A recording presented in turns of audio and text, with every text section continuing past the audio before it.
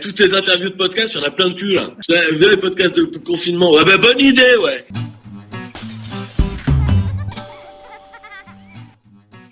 Ah, c'est commencé l'interview là. Je suis en Essonne, ouais, je fais à ma maison en Essonne. Je suis pas venu comme tous les Parisiens qui sont allés répondre l'épidémie. Bravo les Parisiens qui sont allés répondre l'épidémie de ma résidence secondaire. Moi c'est ma résidence primaire. Tous les jours je prends le RER à l'année. Donc j'ai le droit de venir me dépolluer chez moi quoi.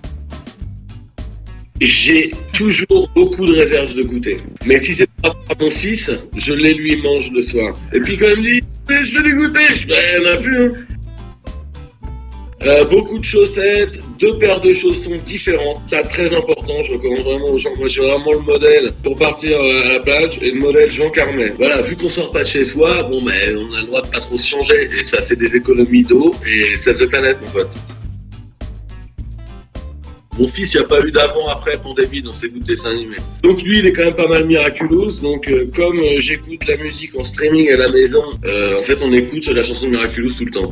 Miraculous, obstinément, dans la nature et dans les champs. C'est pas ça, j'ai inventé. Pas de patrouille et puis pyjamasque. Ça c'est vraiment pour dire, je m'y connais pas mal en nouveau dessin animé pour les enfants.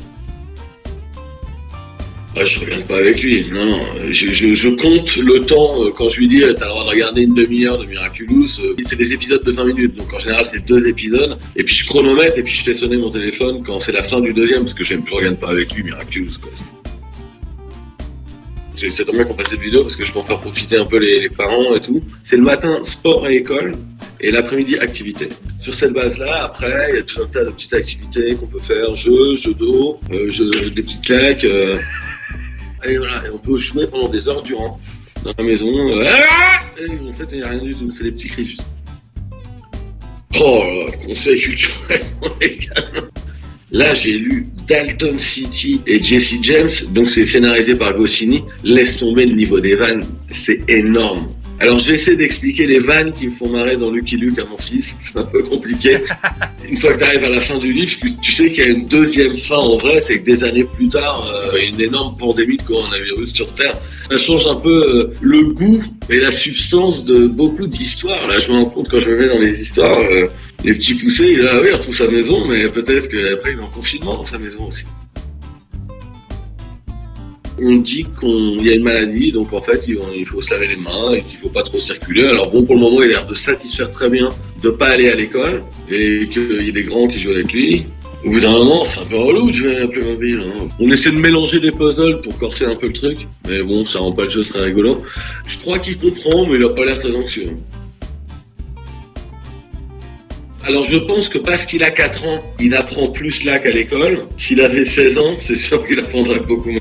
À 4 ans, je peux gérer le niveau, quoi. Lui dire ça, tu vois, c'est du bois. Ça, c'est une patate. S'il y a une pandémie quand il aura 16 ans, je lui dirai fais tes cours de ton côté. Hein. Mais là, bon, jusque-là, j'ai qu'à 4 ans, je peux gérer les cours. Donc, je suis pas un mauvais instinct, je pense. Ben, je lui demande la recette, déjà. Mais ouais, mais c'est grâce à lui, les vacances. Voilà, moi je respecte les consignes, je suis chez moi, c'est épouvantable ce qui arrive, mais j'ai le droit d'être content d'être chez moi. Mais je pense que les profs se réjouissent dès maintenant, et les aides-soignants, parce que je pense que c'était induit dans le discours d'Emmanuel Macron, il a dit mais non, j'ai compris, la France sera plus jamais comme avant. Et évidemment qu'il va tout nationaliser. Et non, mais là, regarde, évidemment, c'est épouvantable cette épidémie. Mais quelque part, on est là, hey, quand même, hein, c'est pas mal ce petit truc. Il y a des gens qui sont là, on a envie de bosser, nous. Alors évidemment, après, il faut s'acheter à manger dans 2 semaines. Mais bon, même là, juste voyons pour cette semaine. Là, pendant 7 semaines, il y a moins de gens qui se font renverser en voiture, il y a moins d'accidents de la route. Bon, il y a plus d'accidents domestiques. J'ai lu que les violences domestiques sont multipliées par 3, c'est épouvantable. Mais, tu voulais de la vanne, je t'envoie de la vanne. Pardon, ouais, mais bon, attends, j'en peux plus, vous êtes tous avec vos podcasts à vouloir interviewer tout le monde. Là. J'ai plus de vanne, moi, au bout d'un moment. Toutes tes interviews de podcasts, il y en a plein de cul, là. Vous avez les podcasts de confinement. Ouais, bah, bonne idée, ouais.